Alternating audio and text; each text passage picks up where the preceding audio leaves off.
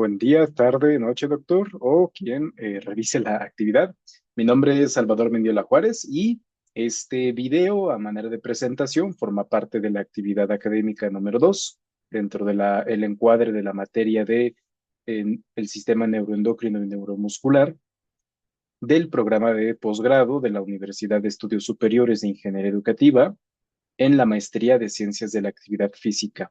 Todo esto, o a nivel de actividad en particular, bajo la dirección y cátedra del doctor Javier Eduardo Rojas Figueroa. Y el día de hoy, a viernes 23 de mayo del año 2025, desde la Ciudad de México, de la cual soy originario también, hablaremos justo sobre un tema de amplísima relevancia a nivel de la ciencia del entrenamiento y fisiología propiamente en términos femeninos, qué es la influencia del ciclo menstrual o el impacto que éste llega a tener en las diferentes etapas o características que se pueden presentar, particularmente en el entrenamiento de fuerza, como es referenciado en la bibliografía principal, pero no limitándonos a esto. Sobre todo basándonos en la revisión justo bibliográfica realizada por De la Fuente, Osmani y Lago Puentes en el 2023, publicada en la revista MLS Sports Research, que es precisamente este artículo que tenemos aquí en pantalla. Sin embargo, si bien lo primero que me interesará hacer es justo desglosar tal vez los puntos más críticos de esta revisión de la literatura, también agregar, además de estar también al final de la misma presentación, que se revisó o a título personal revisamos también diferente bibliografía para poder complementar y profundizar en diferentes temas que también incluyen dentro de esta propia revisión de la literatura que se colocó en plataforma. Dicho esto, precisamente al ser un tema tan complejo, vale la pena tal vez hacer una serie de énfasis particulares sobre declaraciones directas que tienen de hecho los autores. Este de hecho es casi de los últimos renglones que se presenta dentro del artículo científico y es una declaración del autor principal, donde después de haber revisado en la parte de conclusiones, discusión, ya las propias limitaciones sobre que no hay tantos estudios como uno quisiera, en relación al estudio específico de cómo interacciona la fuerza en la mujer deportista, ya que dentro del propio estudio, como lo menciona, pues es cierto, muchas veces ha habido un sesgo bastante grande en relación a priorizar a la población masculina sobre la femenina, de manera más o menos voluntaria, pero al final es lo que ha pasado. Y existen diferentes, digámoslo así, hallazgos contradictorios o inconsistentes. Al final lo que se describe es que la evidencia no es homogénea, es heterogénea. En algunos más que en otros en cuanto a las capacidades físicas, pero termina siendo heterogénea en todos los casos. Y el autor declara lo siguiente, citándolo o leyéndolo de manera textual como lo tenemos en pantalla, el autor menciona, yo creo que a nivel de opinión personal del autor, que el nivel de entrenamiento de las participantes y los métodos de determinación de las fases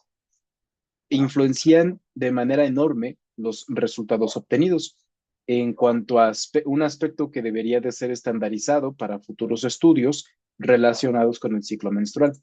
Y esto dentro de un encuadre, de hecho, más grande, porque el propio autor o los autores van mencionando a lo largo del estudio y la propia recopilación de estudios, que de hecho es esta,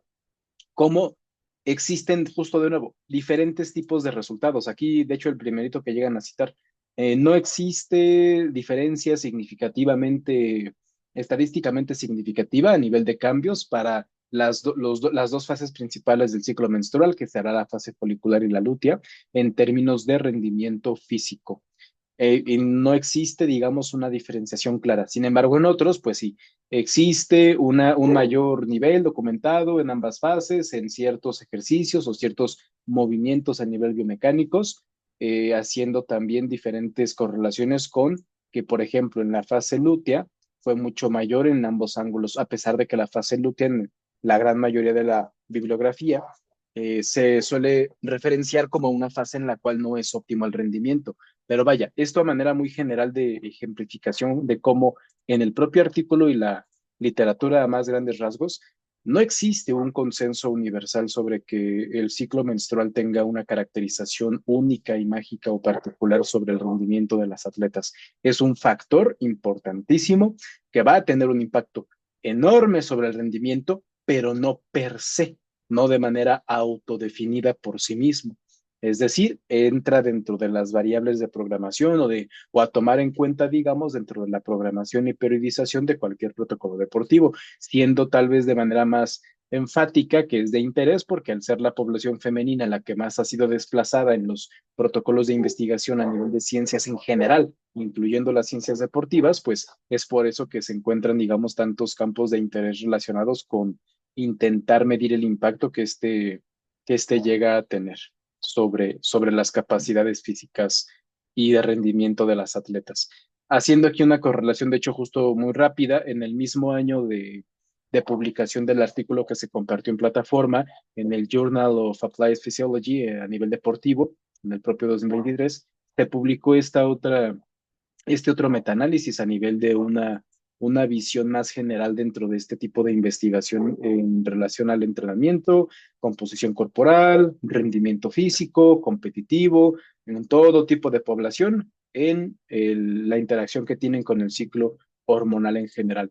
Y pues los resultados fueron también bastante similares. Si bien se encontraron, según el estudio y según la población, que había claramente una diferencia según las etapas del ciclo, sigue sin ser heterogénea. Y de hecho aquí es lo que se describe. El impacto de los estrógenos, de la progesterona, de la hormona luteinizante, de la hormona folículo estimulante, así como en el uso de anticonceptivos orales,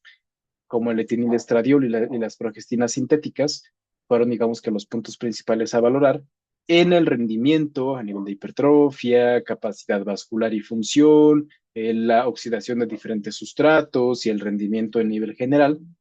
Las diferencias o el impacto directo que se le pudo correlacionar a este tipo de variables, insisto, por sí solas,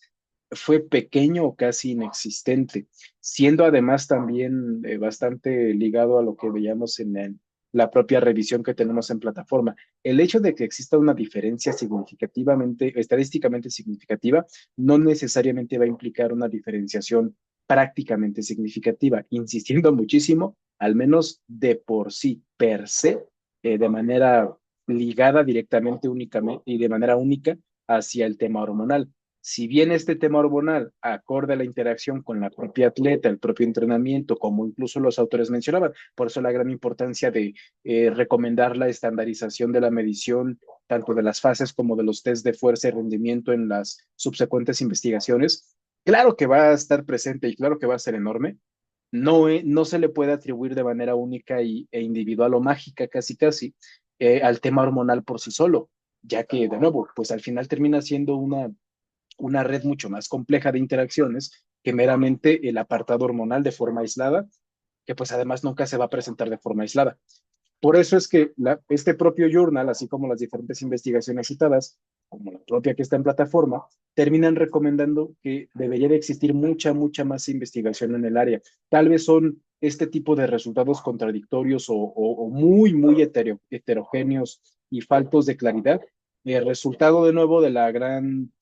época de oscurantismo, podríamos incluso mencionar, que han tenido la población femenina en relación a la inclusión, como ya mencionábamos, dentro del campo de investigación en ciencias deportivas, y pues este es un ejemplo bastante claro de los resultados que tenemos a día de hoy. Se recomiendan, como también lo hacen los autores, mejores métodos o, bueno, mejores controles metodológicos de la medición de todo, de las capacidades, de las fases, de los resultados, de todo, y más inclusión de mujeres en la investigación de fisiología especialmente relacionada con el ejercicio, porque de nuevo, así como los autores en la publicación de plataforma mencionaban bastante que el nivel de entrenamiento de las participantes y los métodos para determinar las fases influyen de manera enorme en los resultados, pues es justamente otra caracterización de, bueno, hasta qué punto estos resultados que se suelen mencionar de mayor rendimiento en fase folicular, menor rendimiento en fase lútea, particularmente a nivel premenstrual, van a ser más o menos homogéneos en poblaciones recreativas, competitivas, de diferente deporte, en diferente modalidad, en diferente ambiente socioeconómico, sociocultural o simplemente epigenético de todas las variables, así como, ok, ¿cómo lo estamos midiendo? ¿Estamos midiendo únicamente ciclos considerados normales de 28 días o también de 35, de 25, como se suele ampliar el considerado rango normal de días del ciclo hormonal? se está analizando únicamente el tema menstrual, como de hecho se suele citar muchas veces de manera tal vez no del todo eh, correcta, en lugar de mencionar el ciclo femenino o ciclo hormonal, ya que el ciclo menstrual hace referencia directamente a los cambios endometriales, en cuyo caso pues también faltaría la mención directa hacia escenarios como el premenstrual. Y aquí, de hecho, complementando justo esto que vamos mencionando, esta es otra recopilación, aquí abajito a la izquierda está la referencia, pero también colocada en las referencias que fueron colocadas al principio y final de la presentación. Y esta es una revisión de el uso de anticonceptivos, etinilestradiol, un estrógeno sintético, y progestinas, una progesterona sintética, y el impacto que esto tiene a nivel de las características y nutrición relacionado con perfiles de élite, subélite y amateur a nivel deportivo y personas que hacen ejercicio. Y en este caso es un análisis de un tamaño que no encaja del todo en todos. Es decir, de nuevo, así como el ciclo hormonal, el ciclo menstrual,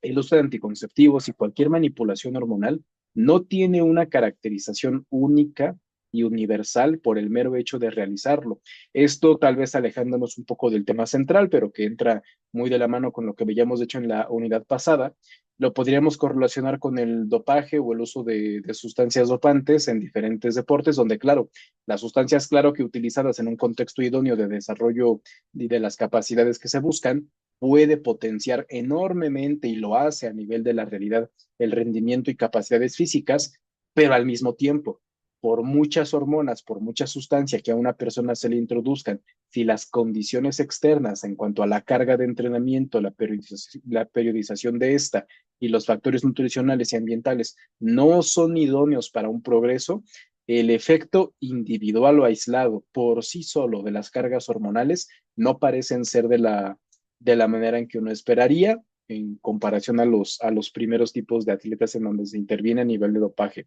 Esto es de nuevo, no es que no tenga evidentemente un impacto el tema hormonal sobre el rendimiento, sino que este entra en juego junto con las demás características que tiene la población que se va a investigar, como en este caso, al ser la población deportiva tan excluida a nivel femenino, pues es que resulta de tanto interés y tanta novedad que tenga resultados, digamos, tan dispares o tan específicos según el tipo de investigación precisamente realizados. Para complementar esto, ya que por ahí en la rúbrica y en el documento instruccional se especifica que debe de contener al menos 30 diapositivas, eh, haciendo tal vez una comparación rápida o una añadidura rápida, pues esto, insisto, no va más allá tal vez de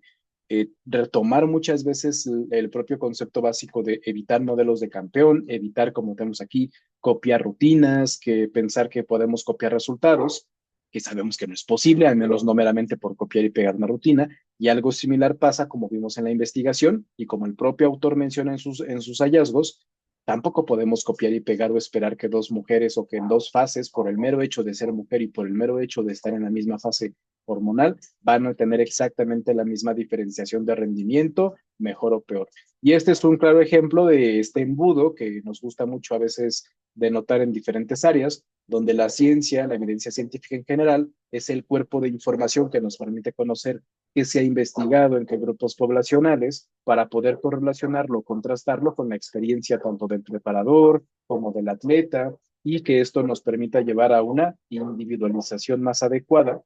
de los protocolos deportivos. Esto, sin embargo, también nos permite hacer una añadidura de, pues, retomar o recordar cómo funciona el cuerpo humano, haciendo la gran referencia express de funciona como una unidad total. Así como el impacto hormonal puede ser mayor o menor y de una forma u otra en diferentes poblaciones, lo mismo se podría decir de cualquier otra característica, siendo este el propio principio básico de la fisiología. Y al existir estas capacidades homeostáticas de regulación constante para intentar encontrar un punto de equilibrio, pues no es de sorprender que los hallazgos encontrados en las investigaciones justo denoten cómo estas características que entran también en factores epigenéticos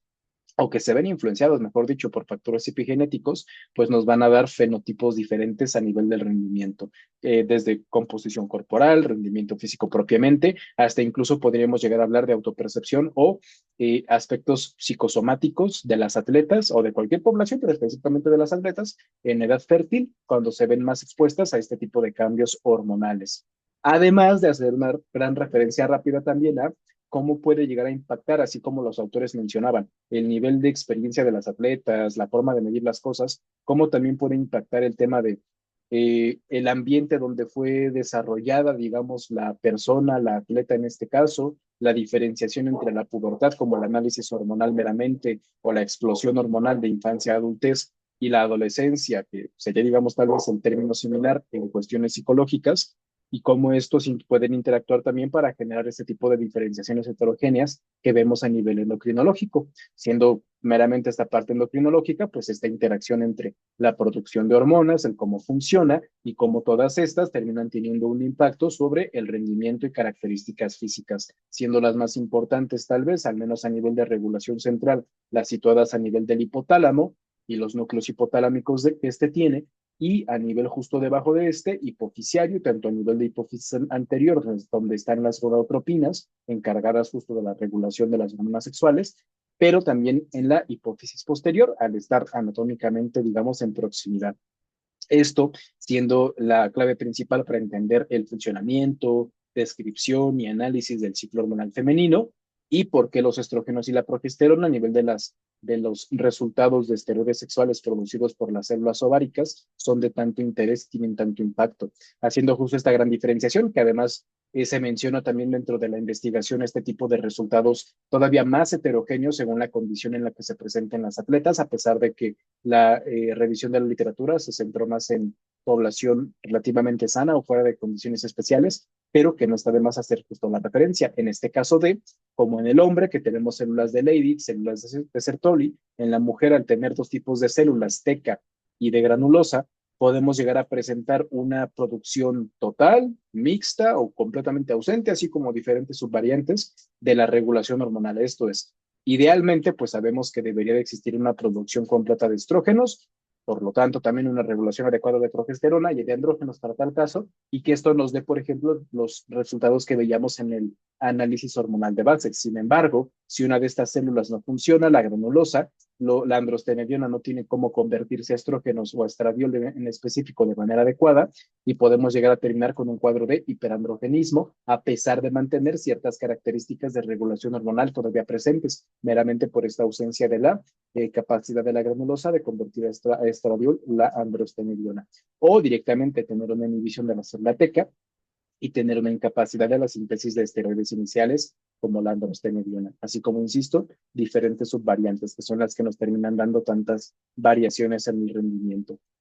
Para sintetizar bastante, digamos, todo este tipo de hallazgos, porque al final se volvería más una descripción de la fisiología de base que se aleja un poco a la intención del análisis específico del artículo científico solicitado, pues justo mencionar meramente lo siguiente, que el ciclo hormonal es mucho más complejo que meramente los estrógenos y la progesterona, terminan siendo tanto a nivel hormonal, endocrino, como a nivel fisiológico y a nivel sociocultural, psicosomático, mucho, mucho más complejos, pero que es cierto, a lo largo de la bibliografía citada, se puede sintetizar bastante en que suele existir una homogeneización relativa, teniendo en mente todo lo que ya hemos mencionado, que son bastante dispares a veces los resultados de persona a persona, como cualquier otro tipo de intervención suele llegar a presentar, los casos, digamos, de excepción, pero suele existir este tipo de análisis generalizado de, bueno, normalmente contabilizando el primer día del ciclo como el primer día de sangrado menstrual, del primer día hacia la segunda semana, que es la terminación de la fase folicular y el propio momento de la ovulación, suele existir una curvatura creciente a nivel de rendimiento y capacidades deportivas, con un pequeño mantenimiento en los primeros días de la fase lútea o segundo periodo hormonal, y con un ligero o más abrupto, según las características de la atleta en cuestión,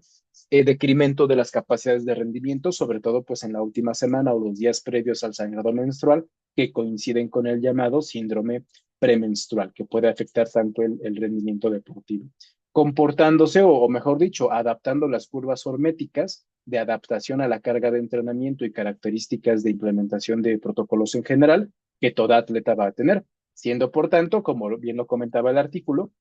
el impacto hormonal que todo este tipo de actividades llegan a tener, pues no homogéneo, bastante heterogéneo, justamente como lo mencionan, y pues de gran importancia. O sea, tanto los autores como la diferente bibliografía citada terminan haciendo énfasis en ello. Que no exista homogeneidad no significa evidentemente que no haya un impacto enorme, sobre todo de persona a persona en esto, y definitivamente es necesaria mucha más investigación en el campo para poder dilucidar de mejor manera cómo es que todos estos cambios suceden. Entonces, nada más para no extenderme en exceso con el tiempo, pues hasta aquí la presentación de la actividad número 2.